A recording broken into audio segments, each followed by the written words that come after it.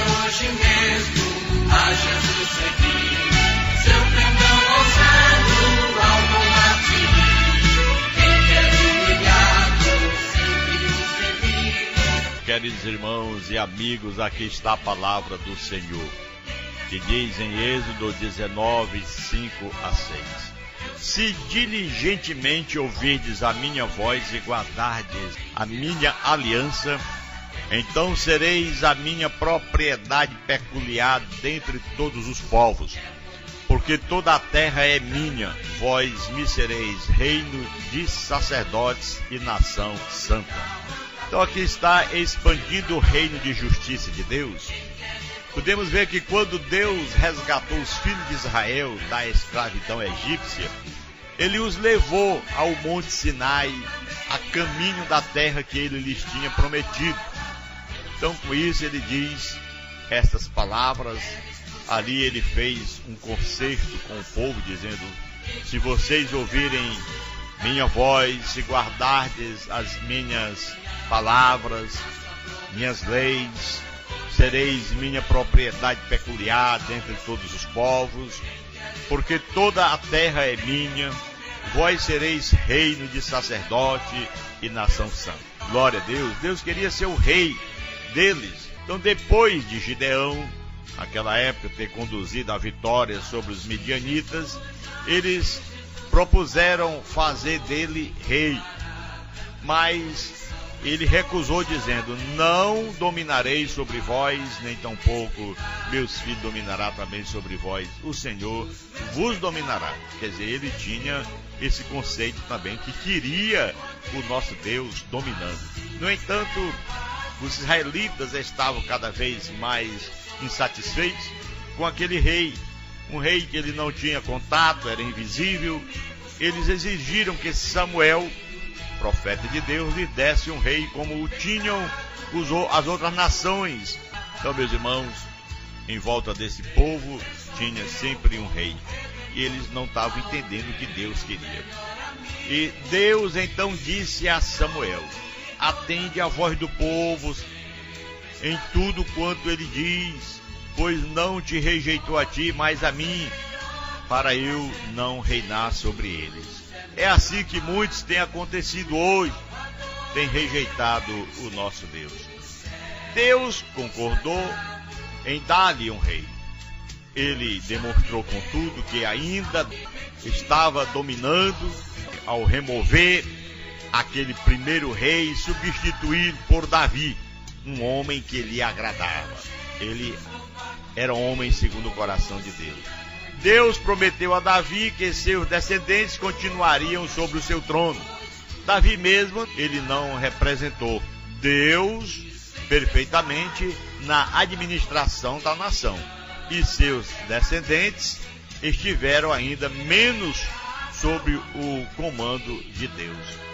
É uma coisa complicada. Era um homem segundo o coração de Deus, mas que na verdade ele não tinha administrado a nação. Ele não era um perfeito administrador, como diz a palavra de Deus. Outro reino prometido, em consequência, Deus, glória a Deus, aleluia, prometeu estabelecer um reino de justiça, com um rei que fosse perfeitamente justo, glória a Deus, e sempre agiria em perfeita harmonia com a sua vontade. Está escrito na palavra do Senhor que ele faria isso, pois assim foi profetizado. Está lá em Jeremias 23, 5 a 6, que diz: eis que vem dias, diz o Senhor, em que levantarei a Davi um renovo justo, e rei que reinará e agirá sabiamente, e executará o juízo e a justiça na terra, glória a Deus, nos seus dias. Judá será salvo e Israel habitará seguro. Será este o seu nome, Senhor Justiça Nossa. Aleluia. Então este futuro rei é louvado no Salmo de número 45, versículo 6 a 7. Está escrito lá que diz: o teu reino, ó Deus, é para todo sempre. Cetro de equidade é o cetro do teu reino. amas a justiça e odeia a iniquidade. Por isso, Deus, o teu Deus, te ungiu com óleo de alegria, como a nenhum dos teus companheiros. Glória a Deus, aleluia. A palavra ungido era Messias na língua deles, e o povo começou a esperar ansiosamente o aparecimento deste Messias. O tempo para o estabelecimento deste futuro reino de justiça foi claramente profetizado em Daniel 2:44, que diz a palavra do Senhor, aleluia. Mas nos dias desse rei, o Deus do céu suscitará um reino que não será jamais destruído, nem passará a soberania deste reino a outro povo, mas esmiuçará e consumirá todos esses reinos e subsistirá para sempre. Seriam dos dias do Império Romano. Assim, quando os romanos naquela época se mudaram para a Terra Santa e estabeleceram sua dominação sobre o povo de Deus, a esperança pelo aparecimento deste grande rei ungido que atingiu o grau febril entre eles. Então eles esperavam, eles queriam que ele conduzisse um grande exército que expulsaria os romanos e estabeleceria seu próprio mundo de dominação. Que queriam dominar. A qualidade de justiça, contudo, meus irmãos, foi quase completamente perdida em sua avidez pela prosperidade e poder que eles esperavam como resultado de suas conquistas. Aleluia! Chega um rei pobre, um rei, glória a Deus, que não era de briga como os outros, não ia tomar terra e nem ia questionar. Chegou um rei que diz: o reino está próximo. Aleluia! É o caso que João Batista, quando apareceu no deserto da Judéia, anunciando que o reino do céu estava próximo, pois ele disse: então saíam a ter com ele Jerusalém, toda a Judéia e toda a circunvizinhança do Jordão. Mateus 3:5. Seu chamado, contudo, não era para o julgamento de um exército ou, quem sabe, acumulação de armas para a briga, mas antes para o arrependimento. Glória a Deus, aleluia. Isso deveria ter sido uma chave para a natureza do reino que se aproximava. E quando o próprio Jesus, nosso Senhor, veio pregando, sua mensagem era a mesma como João Batista. Ele disse: arrependei-vos, porque está próximo o reino dos céus. Mateus 4:17. Aleluia! Oh, glória a Deus, esse reino é diferente. É o reino de nosso Cristo, aleluia.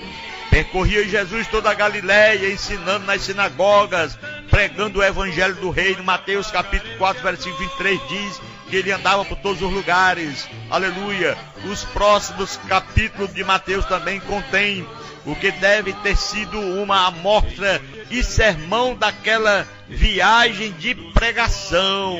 Glória a Deus. Ele começa lá em Mateus capítulo 5, desde o versículo 3, e termina em Mateus capítulo 7, versículo 21, com o reino. Dentro do sermão, glória a Deus, estão outras referências ao reino. Capítulo 5, versículo 10, capítulo 6, versículo 33, quando ele diz: buscai primeiro o reino de Deus e a sua justiça, e as demais coisas serão acrescentadas. Capítulo 7, versículo 10, quando ele fala também de todas essas questões que o homem tem que se arrepender e se manter puro diante de Deus. Aqui, na verdade, o caráter justo do reino, glória a Deus, e reino, ele é destacado. O sermão era, obviamente, destinado a desiludir quem? Aqueles que tinham sonhos de conquistas militar, de poder político, prosperidade temporânea, que é assim que as pessoas esperavam naquela época um rei.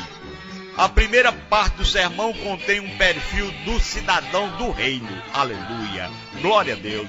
Estes versículos também contêm e começam com o reino do céu. Capítulo 5, versículo 3 a 10. Eles não observaram que na verdade eles são pobres de espírito, lamentam sobre mansos, têm fome e sede de justiça, são misericordiosos, puros de coração, pacificadores e perseguidos, porque todas as pessoas que têm essas características são perseguidas por aqueles que não são de Deus. Estas qualidades eram notáveis, meus irmãos, características do reino, e são essenciais aos seus cidadãos. Qualquer coisa menos do que isto seria apenas um outro reino na terra, não um reino do céu. Aleluia, glória a Deus, o reino dos céus. A mensagem é: arrependei-vos e crede no Evangelho.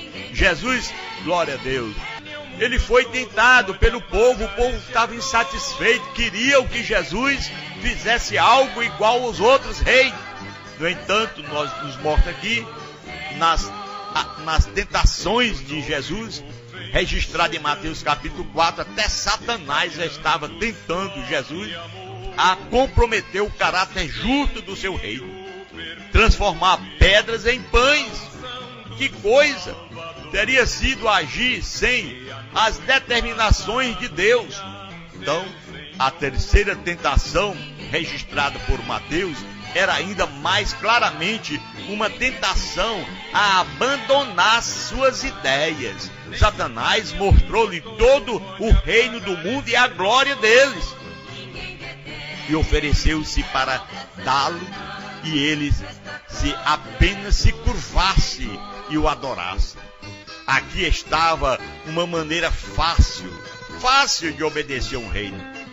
Muito mais fácil do que ser desprezado, rejeitado pelos homens, como foi o nosso Senhor, como Isaías tinha predito, Isaías 53:3, que ele era desprezado. Olhando para ele, não víamos nada que nos interessasse, me diz a palavra. E apesar os longos anos aqui ensinando os discípulos como ele tinha planejado, mas seria um reino dado a ele por quem? Por Satanás. Um reino de quê? De justiça. Satanás queria isso? Seriam os seus cidadãos pobres de espírito? Será que Satanás queria isso? Famintos e sedentos de justiça, puros de coração? Jamais. Ele queria era arrebentar, matar.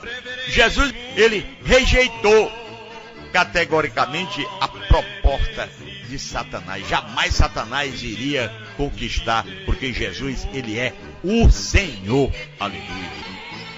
Foram as tentações de toda sorte. Naquele momento apartou-se dele até momentos oportunos. Lucas 4:13. Um momento assim, meu irmão, é registrado em João capítulo 6. Jesus tinha alimentado 5.000 homens com 5 pães e 2 peixes. Isso aconteceu à imaginação daqueles homens quando contemplaram a possibilidade militar de terem um rei com tal poder.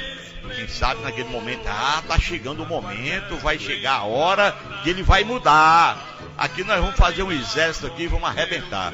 Não é assim. Sabendo, pois, Jesus que estavam para vir com o intuito de arrebatá-lo para o proclamarem rei, Jesus se retirou novamente, sozinho, para o monte. João 6:15. A princípio pode parecer estranho, meu irmão, que Jesus, ele frustrasse as intenções deles de fazê-lo rei. Ele tinha vindo ao mundo, glória a Deus, aleluia, com este propósito de ser um rei. Sim, ele é rei, mas estariam, glória a Deus, entre estes homens 5.000 famintos e sedentos de justiça? O dia seguinte respondeu à pergunta. Os mesmos homens estavam novamente buscando, mas Jesus lhe disse: vós me procurais, não porque viste sinais, mas porque comeste dos pães e vos fartastes. João 6:26. E os eventos subsequentes provam que a justiça não era o motivo do apetite deles. Quando Jesus se ofereceu a eles como o pão vivo que desceu do céu, aleluia, e suas palavras como espírito de vida, de força, de poder, aleluia, eles ficaram frustrados a todos, ficaram todos. Meus irmãos, menos os 12 foram embora. Todo mundo foi embora. Então Jesus perguntou aos 12: porventura quereis também vós outros retirar-vos? Respondeu-lhe Simão Pedro, aleluia, Senhor, para quem iremos? Tu tens as palavras da vida eterna. João 6:66, 68. Ele preferiu desses 12 homens que eram famintos e sedentos de justiça do que 5.000 que o estavam seguindo por pão e peixe. Será que não seria a mesma coisa hoje? Jesus não está preferindo ter um grupo de pessoas, mesmo pequeno, que sirvam, que adorem a Ele em espírito de verdade, do que muitas e multidões de pessoas, milhões de pessoas que estão aí dizendo que adoram, mas só de lábios o coração está longe? Aqui está a palavra do Senhor. Quando Jesus se aproximou de Jerusalém no domingo antes de sua crucificação, grandes multidões o acompanhavam. Lucas 19. E toda a multidão dos discípulos passou jubilosa a louvar a Deus em alta voz por todos os milagres, glória a Deus, que tinham visto, dizendo: bendito é o Rei que vem em nome do Senhor, aleluia. Começaram a entender.